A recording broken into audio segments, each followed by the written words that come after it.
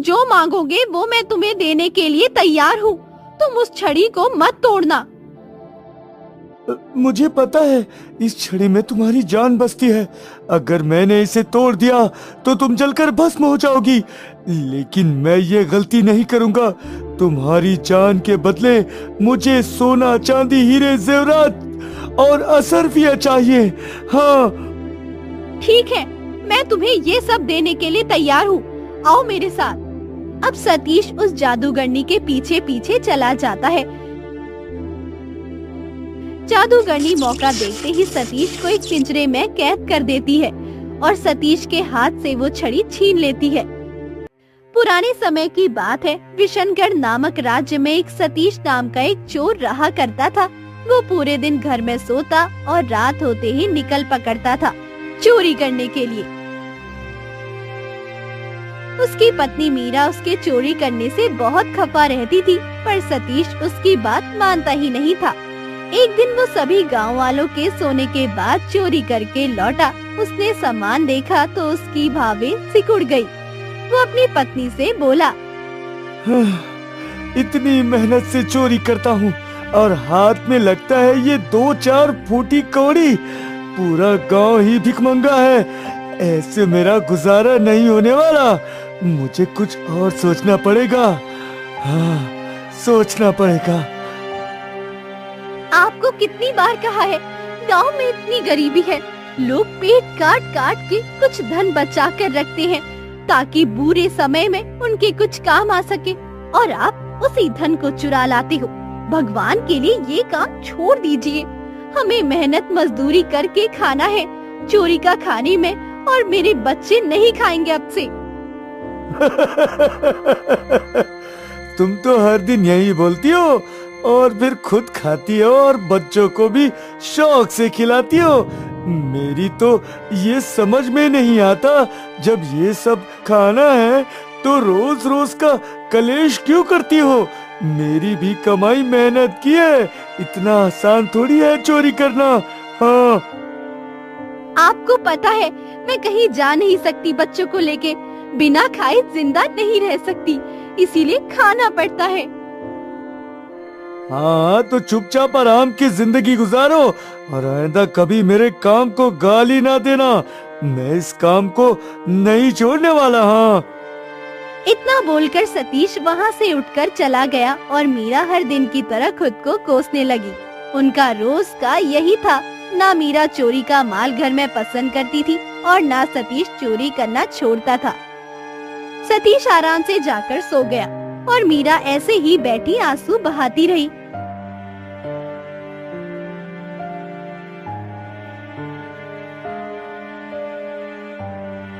अगले दिन सतीश गांव के पेड़ के नीचे बैठा था। तभी उसने देखा एक बुढ़िया पोटली में कुछ लेके जा रही है। अरे ये बुढ़िया पोटली में क्या लेकर जा रही है? मुझे पता करना होगा। हाँ, अरे काकी, कहाँ इस उम्र में बोझ उठाएगी? ला, तेरे घर तक तुझे छोड़ देता हूँ। तेरा घर भी मेरे घर के पास ही है। ला, मुझे दे। हाँ बेटा, इस उम्र में अब बोझ उठाया नहीं जाता। कल बेटी का विवाह है, बस उसी की तैयारी में लगे हैं।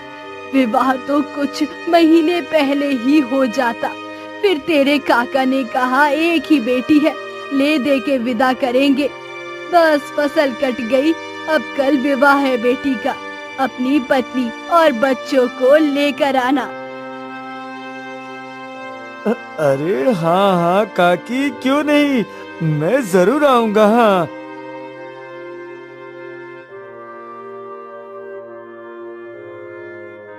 वो दोनों बात करते करते बुढ़िया के घर तक आ गए। सतीश ने कहा, काकी, ये पोटली को कहाँ रखना है?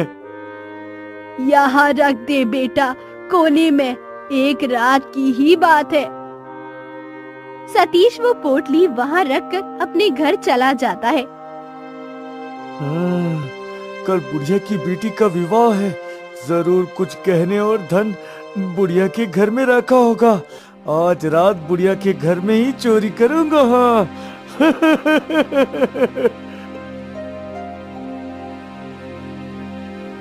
इतना सोचकर वो सबके सोने की प्रतीक्षा करने लगा। जैसे ही आधी रात हुई, सतीश उस बुढ़िया के घर की ओर चल दिया और जल्दी जल्दी सारा सामान समेट लिया और अपने घर की ओर चल दिया। घर आकर उसने देखा उसकी पत्नी सो रही है। सतीश ने उसको जगाया और बोला, अरे भाग्यवान, आज तक मैं तुमको कोई गहने नहीं दे पाया।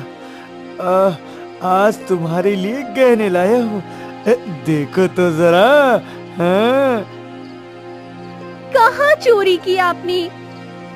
अरे छोड़ो ये सब, बस देखो कितने सुंदर सुंदर गहने, देखो तो।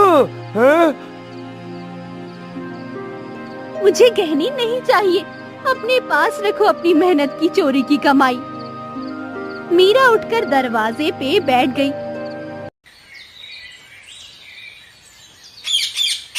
वो सवेरे तक ऐसे ही बैठी रही। वो अभी अपनी किस्मत पे आंसू बहा ही रही थी, तभी बाहर से किसी के रोने की आवाज आई। हाय रे भगवान, मैं लुट गई, बर्बाद हो गई। आज ही मेरी पुत्री का विवाह है और कल रात को कोई चोर घर के अंदर घुस आया। मैंने पुत्री के विवाह के लिए जो धन और गहने बचा कर रखे थे सब ले गया। उसकी आवाज सुनकर मीरा भागते हुए आई। सतीश भी बाहर आया। अरे काकी, क्या बात कर रही है? गांव में चोर घुस आया है।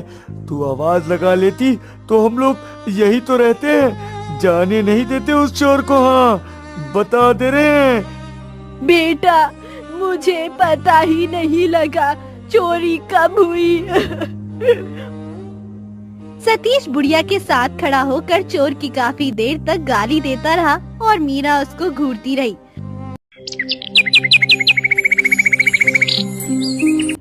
कुछ दिन ऐसे ही निकल गए। सतीश ने वो सारा धन और गहने भी बेच दिए। कुछ ही दिन में वो सब भी खत्म हो गया। एक दिन वो सोचने लगा, हाँ, मुझे ऐसे ही किसी बड़े खजाने की तलाश है जो सालों साल चले। बुढ़िया के घर से चोरी करने के बाद बड़े सुकून के दिन गुजरे हैं, पर अब फिर से वही सब दिन आ गए हैं, फूटे टूटे। मुझे कुछ और सोचना होगा। हाँ।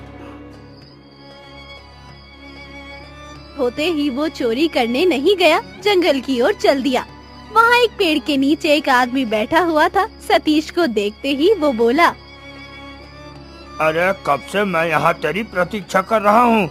दिन में तूने बोला था मिलने के लिए। सब ठीक तो है ना भाई? अपने धंधे का बस ऐसा ही है। कहीं तुमको चोरी करते हुए किसी ने देख तो नहीं लिया है?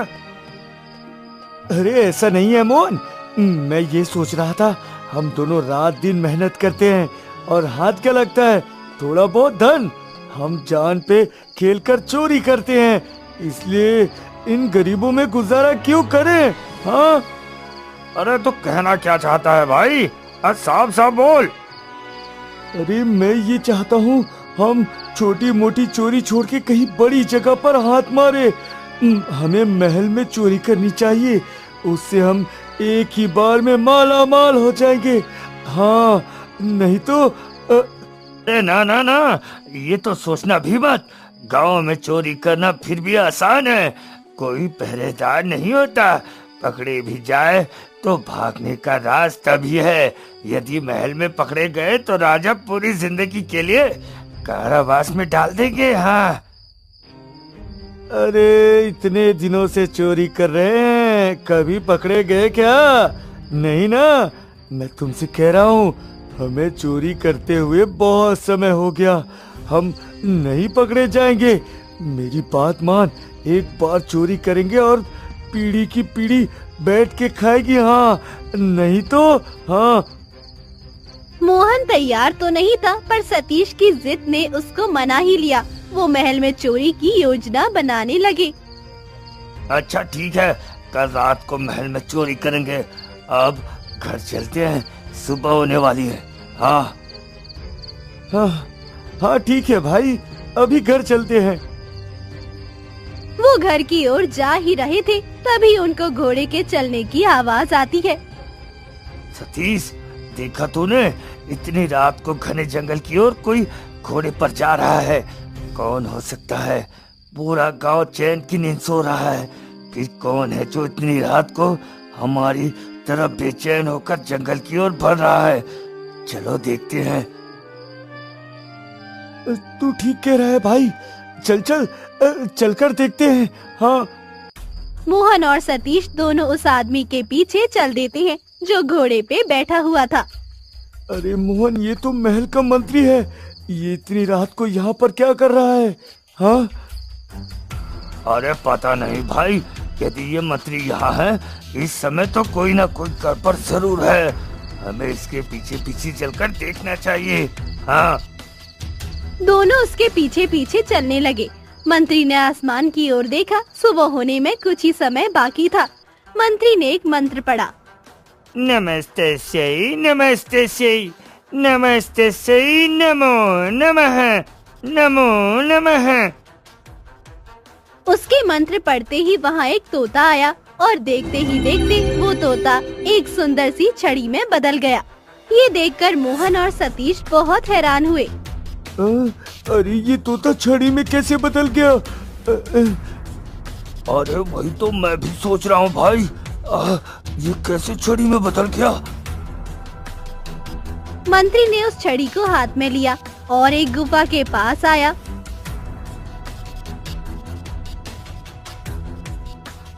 उसने वो छड़ी गुफा की तरफ घुमाई जिससे वो गुफा खुल गई। मंत्री गुफा के अंदर चला गया और वो दोनों बड़े हैरान हुए। अरे इस छड़ी से गुफा का द्वार कैसे खुल सकता है?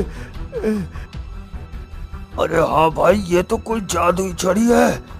चुपके से अंदर चलते हैं। चल चल। अंदर गए तो फंस सकते हैं।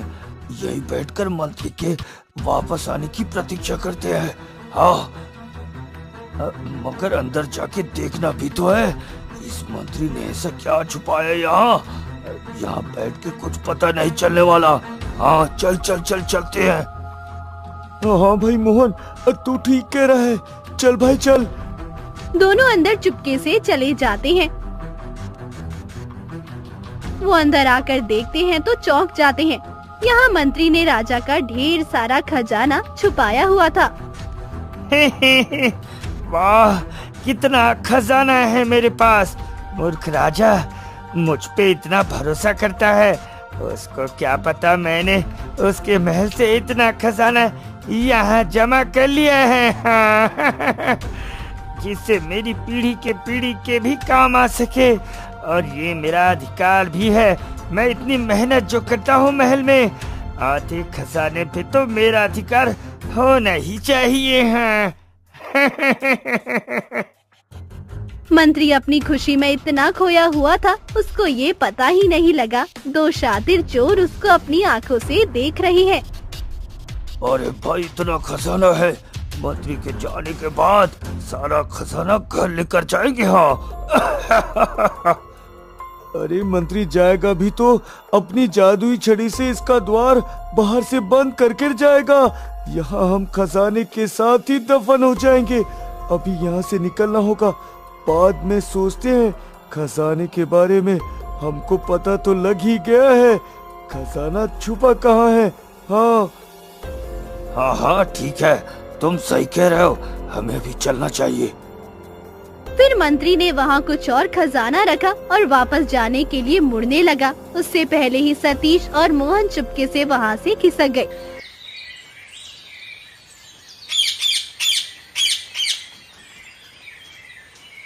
अगले दिन मोहन और सतीश करीब किसान बनकर महल गए। सैनिक महल के द्वार पे खड़े थे। हमें मंत्री जी से मिलना है। हाँ। अरे मंत्री जी तो महाराज के साथ राज्य की भलाई के लिए जरूरी बात कर रहे हैं।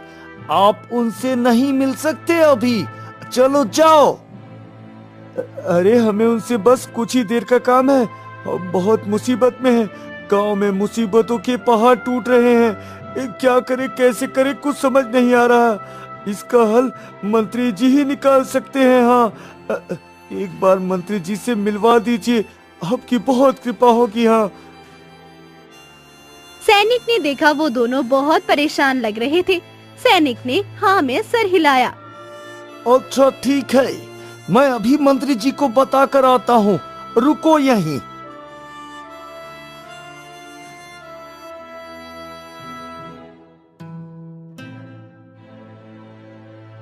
थोड़ी देर में वो सैनिक वापस आया।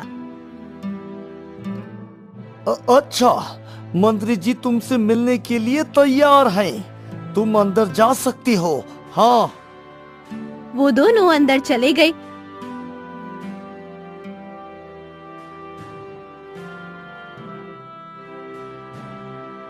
मंत्री जी, आपसे अकेले में कुछ बात करनी है। अरे अकेले में क्यों, यही बोलो सबके सामने। हाँ। नहीं मंत्री जी, हमें आपसे अकेले में ही बात करनी है। कुछ बात ऐसी है जो सिर्फ आपसे ही कर सकते हैं हम। हाँ। अच्छा ठीक है, चलो। वो दोनों के साथ बाहर आ गए। अब मंत्री जी वहाँ अकेले थे। जब सतीश ने मंत्री से अकेले में बात करने की बात रखी तो महारानी का माथा ठनका। वो चुपके से उठकर उनके पीछे पीछे चल दी और कुछ दूरी पे छुपकर उनकी बातें सुनने लगी। मंत्री उन दोनों की ओर देखकर बोला, अच्छा बोलो, क्या बोलना चाहते हो तुम? हाँ बोलो। मंत्री जी, मैं आपका भविष्य देख सकता हूँ। मुझे पता है कल क्या होने वाला है और आज क्या हो चुका है। हाँ। तुम्हें मूर्ख बनाने को नहीं मिला हूँ। अरे जाओ जाओ यहाँ से, जाओ, और भी काम है मुझे। तुम्हारे जैसे पता नहीं कितने आते हैं रोज महल में। चलो जाओ यहाँ से। हाँ कहीं क्या। मैं सच कह रहा हूँ मंत्री जी, आप बोलो तो मैं आपको कुछ आपके बारे में भी बता सकता हूँ। जैसे कि जंगल में वो आपका तोता जादुई छड़ी में बदल जाता है। उस गुफा के अंदर आपने राजमहल का खजाना छुपा कर रखा है, राजा और महारानी की। हाँ, चोरी से। हाँ। ये सुनकर मंत्री बेचैन हो उठा। उसने चारों तरफ देखते हुए कहा, जल्दी से बोलो, और क्या क्या जानते हो तुम उसके अलावा? हाँ, जल्दी से बोलो। अरे मैं ये भी जानता हूँ, जहाँ वो खजाना है उसके नीचे खुदाई करो तो और भी खजाना मिलेगा। उसके नीचे बहुत खजाना दफन है। यदि आपको हमारी बात पे यकीन नहीं होता तो हम वापस चले जाते हैं। हाँ। इतना बोलकर वो दोनों जाने लगे तो मंत्री ने कहा, मुझे तुम्हारी बात पे यकीन है, मैं करूँगा वहाँ खुदाई। मुझे और खजाना चाहिए। हाँ, मुझे और खजाना चाहिए। सतीश और मोहन बहुत खुश हुए। आज रात को तुम दोनों मुझे उसी जंगल में मिलना, मैं तुम्हारी प्रतीक्षा करूँगा। हाँ। महारानी ये सब सुनकर अचंभित रह गई। मंत्री ने हमारे राजमहल में चोरी की, वो भी इतनी सारी। मुझे तो पहले से ही मंत्री पे शक था, पर महाराज मेरी बात सुनने तब ना। आज कुछ भी हो जाए, महाराज को मेरी बात सुननी पड़ेगी। आज मैं उनको मंत्री का सच बता कर रहूंगी, चाहे कुछ हो जाए। महारानी भागते हुए राजा के पास आई। महाराज, महाराज गजब हो गया। अरे क्या हुआ? तुम इतनी परेशान क्यों हो? क्या हुआ बताओ मुझे। मंत्री ने महल में चोरी की है। कोई छोटी मोटी चोरी नहीं, बहुत बड़ी चोरी। और उसने वो सारा खजाना जंगल की गुफा में छुपा कर रखा है। वो हमारे महल में काम करते हैं, वो हमारे साथ ऐसा कैसे कर सकते हैं? अरे होश में आओ महारानी, क्या बोलने जा रही हो? वो मंत्री है हमारे, ऐसे नीच काम थोड़ी करेंगे। और रही बात धन की, तो वो जितना चाहे ले सकते हैं। उनको चोरी करने की क्या आवश्यकता है? कोई आवश्यकता नहीं उन्हें चोरी करने की। वही तो महाराज, उनको चोरी करने की आवश्यकता नहीं है, फिर भी उन्होंने चोरी की। पर क्यों? आप पूछिए ना उनसे। मुझे मंत्री पे कई बार शक हुआ, परंतु आपने मेरी एक नहीं सुनी। आज आखिरी बार यकीन कर लीजिए। आज रात वो जंगल में उसी खजाने की गुफा को खोलने जाएंगे। उन्होंने शाही खजाना छुपाया है। यदि मेरी बात झूठ हुई तो उसके बाद आप जीवन में कभी भी मुझ पे भरोसा न करना। आखिरी बार, बस आखिरी बार। अरे इतना समय नहीं है हमारे पास जो हम अब औरतों की बातों में आकर अपने होनहार मंत्री को खो दे। आप अपने कक्ष में जाइए और आराम कीजिए। हमें राज्य के अहम कामों को पूरा निपटाना है। महारानी दुखी मन से वहाँ से चली गई और राजा अपने कामों में मशरूफ हो गए। ना जाने आज राजा का मन काम में लग ही नहीं रहा था। बार बार उनको महारानी की बोली हुई बातें याद आ रही थी। राजा अपनी जगह से उठे और टहलने लगे। महारानी को डांटने के बाद उनको कुछ अच्छा नहीं लग रहा था। फिर उन्होंने अपना घोड़ा लिया और जंगल की ओर निकल गए। उनके साथ कुछ सैनिक भी थे। वो उसी जगह पहुँचे जहाँ का पता महारानी ने बताया था। एक जगह उनको चिलम की रोशनी दिखाई दी। राजा वहीं रुक गए। महाराज, आप यहीं रुकिए, खतरा हो सकता है। हम जाकर देखते हैं महाराज।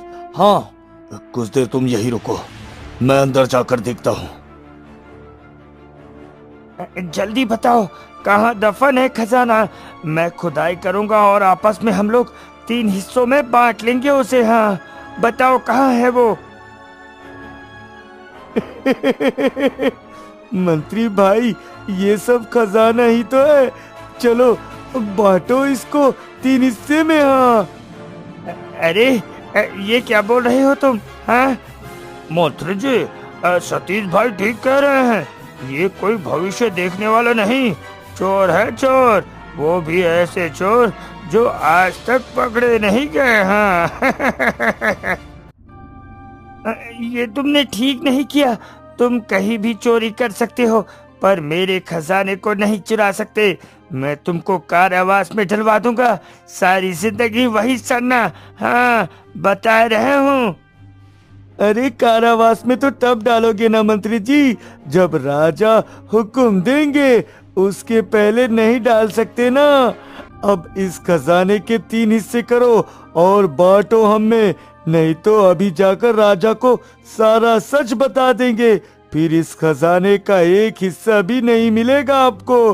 हाँ। उसकी बात सुनकर मंत्री बुरी तरह डर गया। उसका राज अब 2 शातिर चोरों के सामने आ चुका था। उसने मन में सोचा, अभी इस खजाने के 3 हिस्से करने में ही भलाई है, कुछ तो हाथ लगेगा।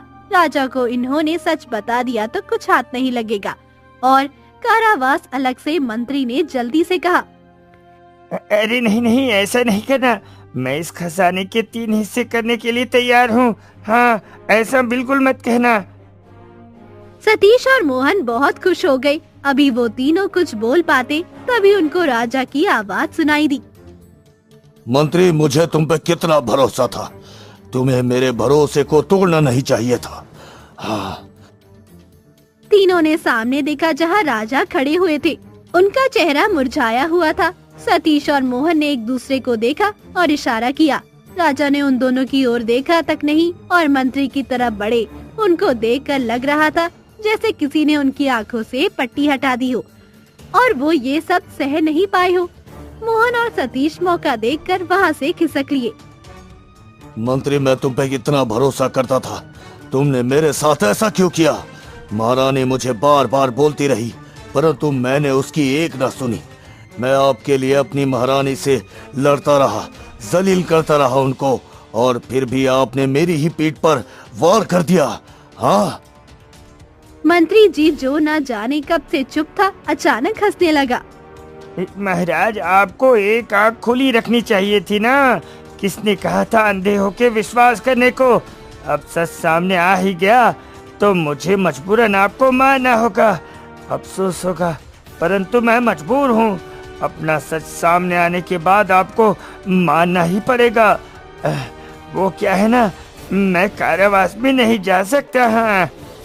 इतना बोलकर मंत्री ने एक झटके से राजा के ऊपर तलवार से वार करना चाहा। उससे पहले ही राजा के सैनिकों ने मंत्री को पकड़ लिया। बहुत डर था ना तुम्हें कारावास में जाने का, अब बाकी की जिंदगी वहीं गुजारना। हाँ। सैनिक राजा के साथ मंत्री को लेके महल आए और मंत्री को कारावास में डाल दिया। महारानी ये सब देखकर हैरान थी। राजा ने महारानी से कहा, महारानी, हम शर्मिंदा हैं। हमने आपकी बात को समझने में बहुत समय लगा दिया। हम शर्मिंदा हैं महारानी। हर चीज का एक समय होता है महाराज, आप ऐसे दुखी ना हो। मुझे खुशी है आपने उस मंत्री को आखिर पकड़ ही लिया। अब हमारा राज्य सुरक्षित है। राजा और रानी खुशी खुशी अपनी जिंदगी बिताने लगे। और मंत्री को भी उसके किए की सजा मिल गई। मंत्री की सजा देख के अब सतीश ने भी चोरी करना छोड़ दिया। वो भी राजा से बाल बाल बचा था। ये डर उसके दिल में बैठ गया।